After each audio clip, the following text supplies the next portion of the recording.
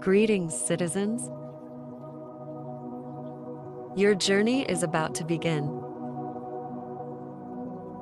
The story I choose for you today is called Faithful John.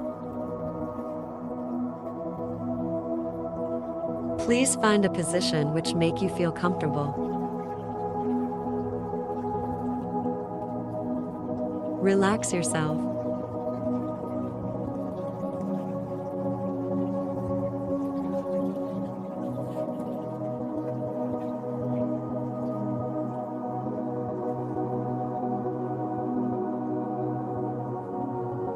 On this, faithful John was quite delighted and led her to the ship.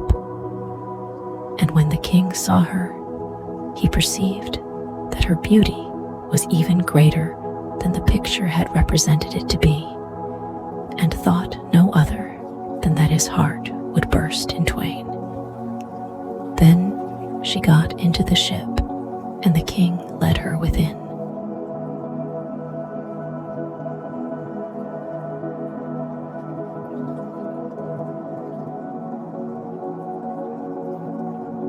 Faithful John, however, remained behind with the pilot and ordered the ship to be pushed off, saying, "Set all sail till it fly like a bird in air."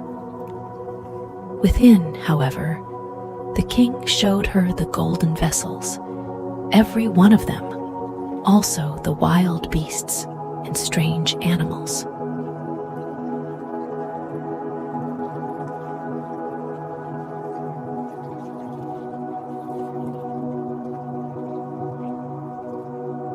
Many hours went by whilst she was seeing everything, and in her delight she did not observe that the ship was sailing away. After she had looked at the last, she thanked the merchant and wanted to go home. But when she came to the side of the ship, she saw that it was on the deep sea, far from land.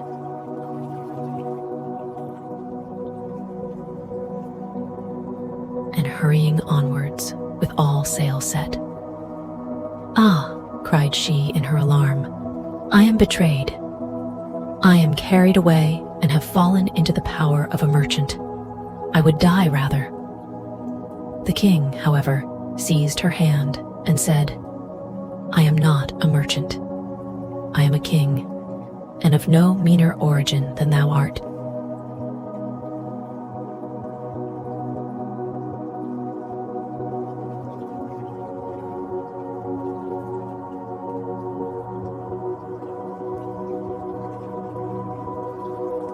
And if I have carried thee away with subtlety, that has come to pass because of my exceeding great love for thee.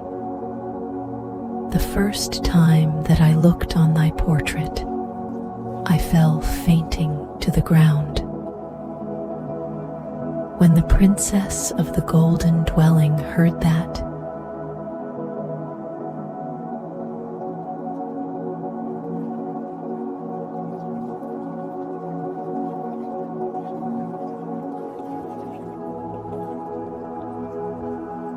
she was comforted, and her heart was inclined unto him, so that she willingly consented to be his wife. It so happened, however, while they were sailing onwards over the deep sea, that faithful John, who was sitting on the forepart of the vessel, making music, saw 3 ravens in the air, which came flying towards them.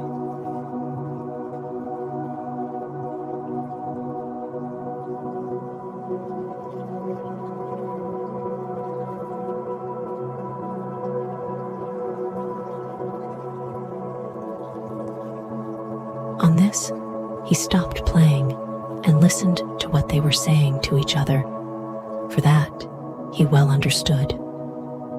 One cried, "Oh, there he is, carrying home the princess of the golden dwelling." "Yes," replied the second, "but he has not got her yet." Said the third, "But he has got her." She is sitting beside him in the ship.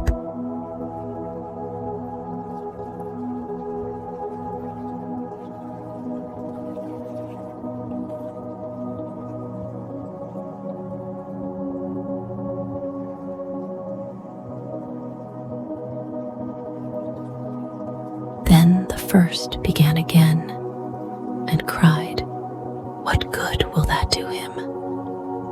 When they reach land, a chestnut horse will leap forward to meet him, and the prince will want to mount it.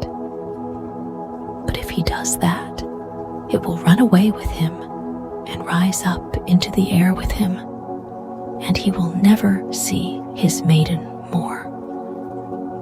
Spake the second.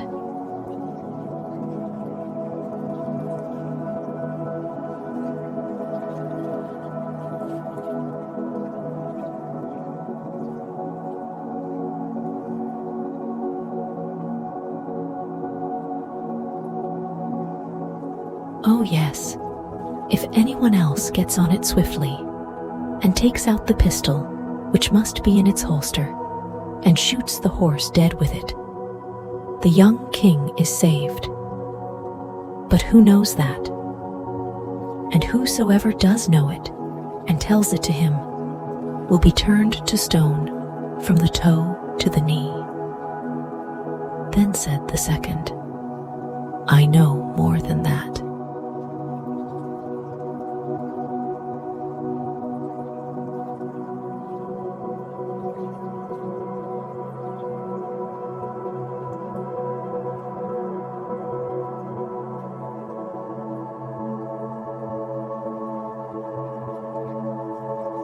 Even if the horse be killed, the young king will still not keep his bride.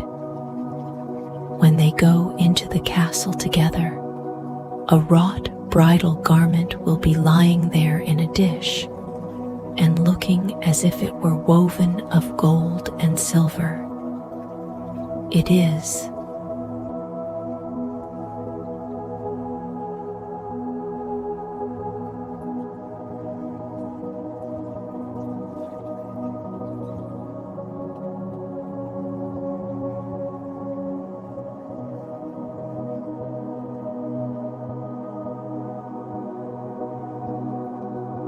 However, nothing but sulfur and pitch, and if he put it on, it will burn him to the very bone and marrow. Said the third, Is there no escape at all? Oh yes, replied the second. If anyone with gloves on seizes the garment and throws it into the fire and burns it, the young king will be saved.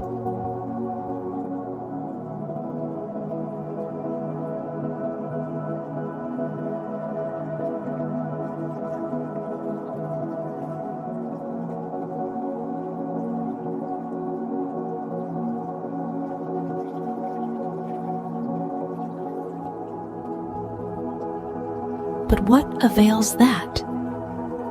Whosoever knows it and tells it to him, half his body will become stone from the knee to the heart. Then said the third, I know still more. Even if the bridal garment be burnt, the young king will still not have his bride.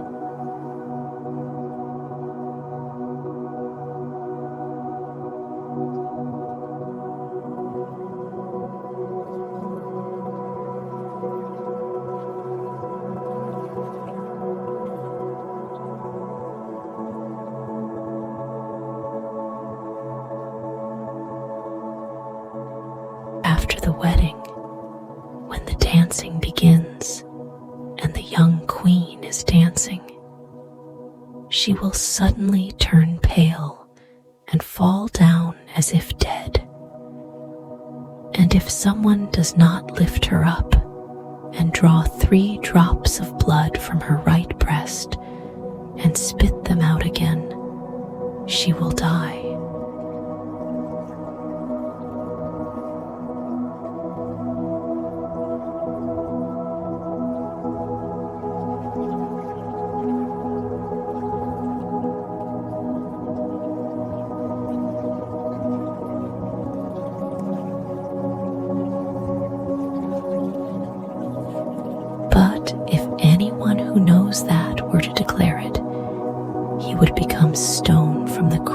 his head to the sole of his foot.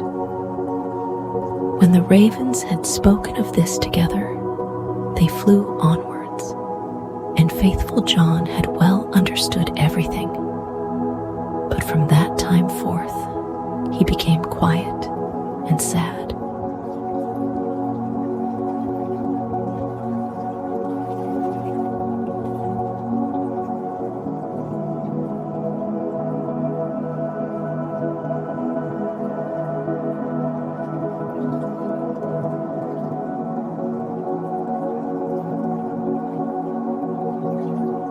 For if he concealed what he had heard from his master, the latter would be unfortunate. And if he discovered it to him, he himself must sacrifice his life. At length, however, he said to himself, I will save my master, even if it bring destruction on myself.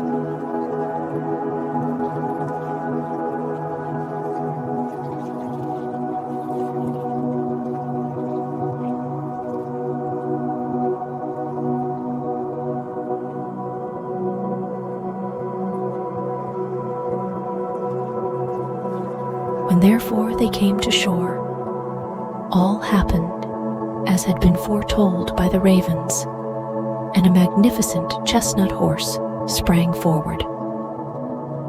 Good, said the king, he shall carry me to my palace, and was about to mount it, when faithful John got before him, jumped quickly on it, drew the pistol out of the holster, and shot the horse.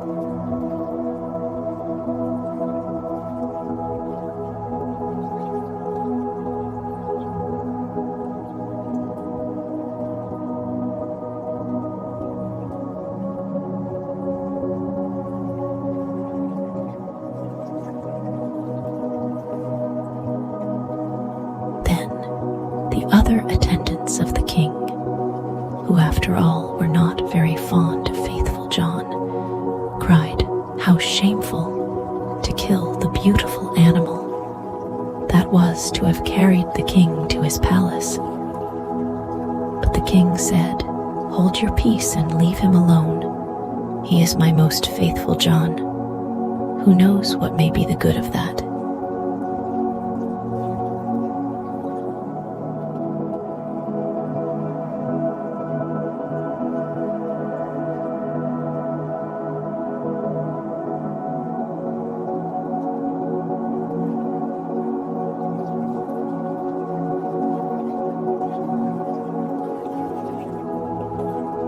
They went into the palace, and in the hall there stood a dish, and therein lay the bridal garment, looking no otherwise than as if it were made of gold and silver. The young king went towards it, and was about to take hold of it, but faithful John pushed him away, seized it with gloves on, carried it quickly to the fire, and burnt it.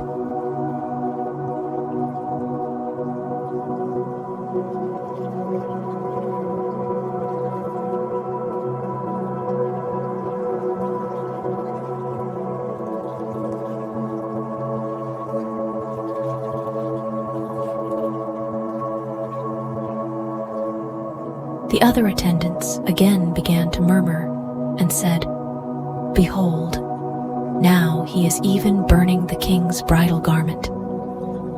But the young king said, Who knows what good he may have done? Leave him alone. He is my most faithful John. And now the wedding was solemnized. The dance began, and the bride also took part in it.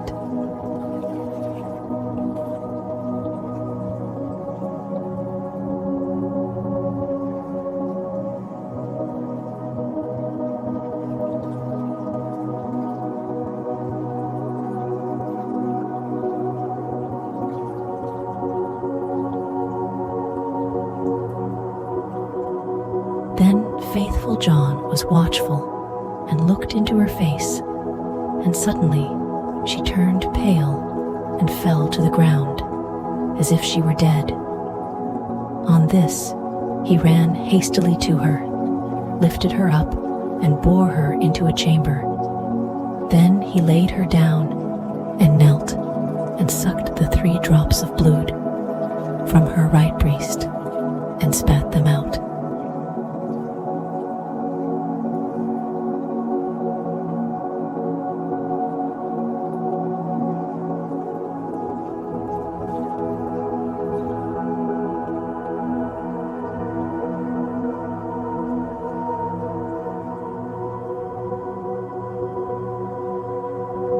Immediately she breathed again and recovered herself.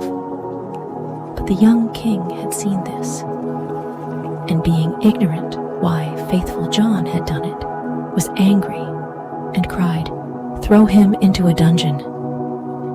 Next morning, faithful John was condemned and led to the gallows, and when he stood on high and was about to be executed,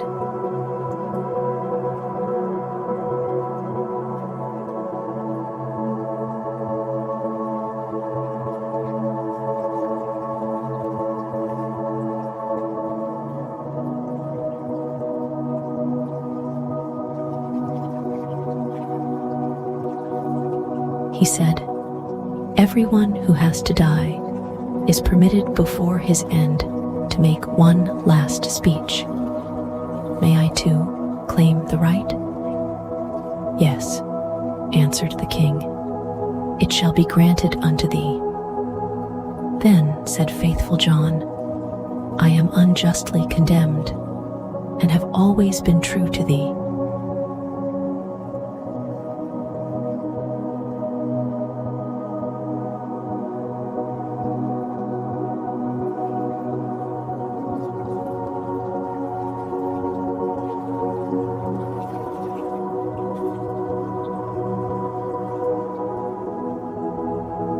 And he related how he had hearkened to the conversation of the ravens when on the sea, and how he had been obliged to do all these things in order to save his master.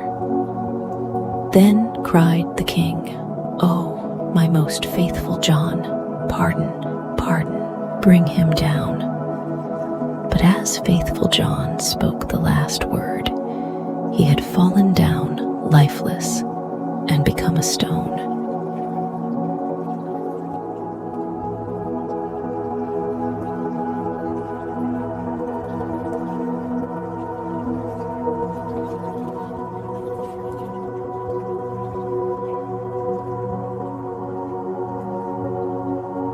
Thereupon the king and the queen suffered great anguish. And the king said, "Ah, how ill I have requited great fidelity," and ordered the stone figure to be taken up and placed in his bedroom beside his bed.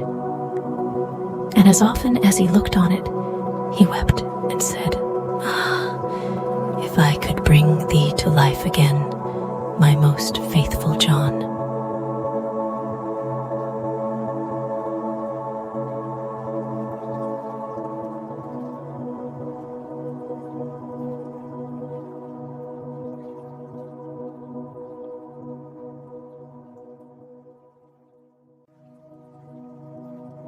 Some time passed, and the queen bore twins, 2 sons who grew fast and were her delight. Once when the queen was at church, and the 2 children were sitting playing beside their father, the latter, full of grief, again looked at the stone figure, sighed, and said, "Ah, if I could but bring thee to life again, my most faithful John."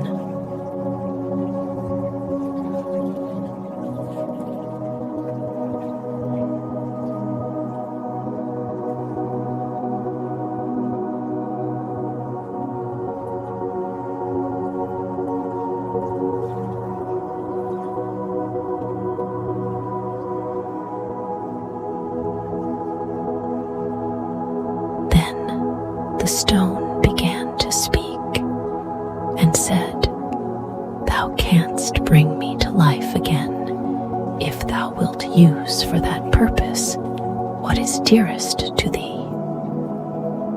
Then cried the king, "I will give everything I have in the world for thee." The stone continued,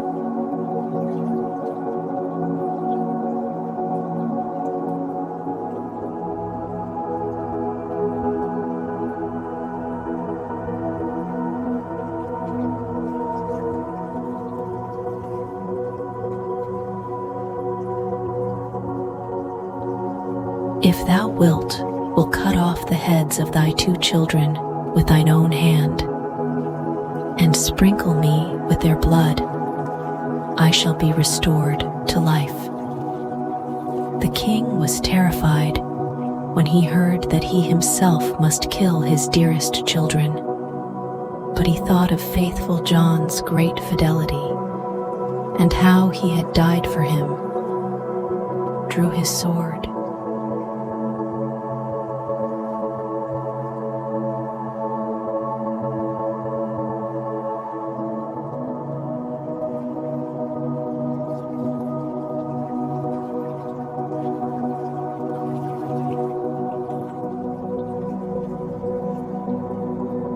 and with his own hand cut off the children's heads.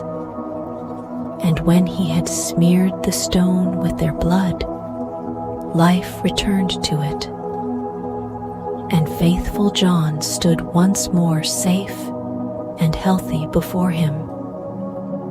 He said to the king, "Thy truth shall not go unrewarded."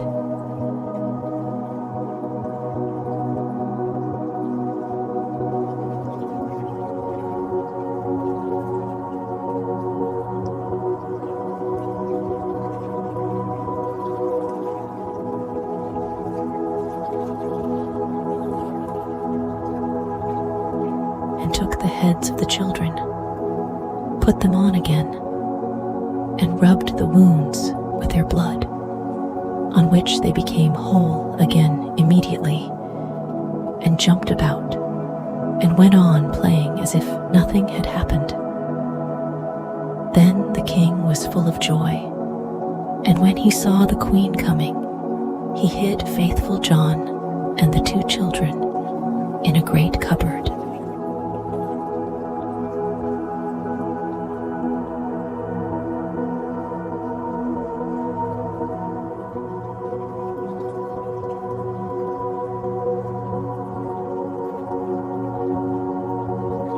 When she entered, he said to her, "Hast thou been praying in the church?"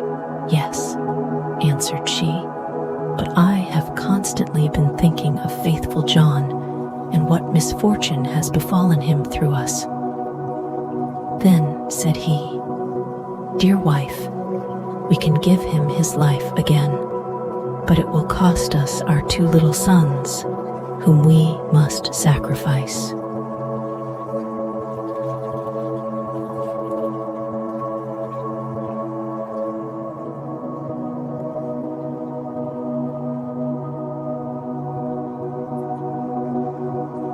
The queen turned pale, and her heart was full of terror. But she said, "We owe it to him for his great fidelity." Then the king was rejoiced that she thought as he had thought, and went and opened the cupboard, and brought forth faithful John and the children, and said, "God be praised, he is delivered, and we have our little sons."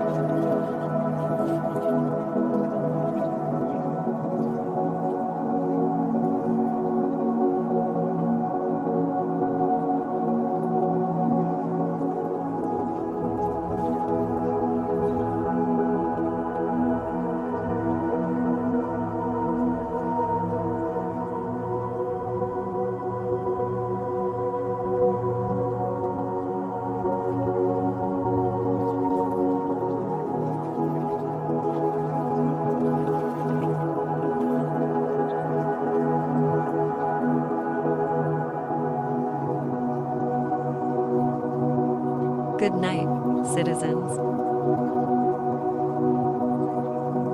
Have a nice dream.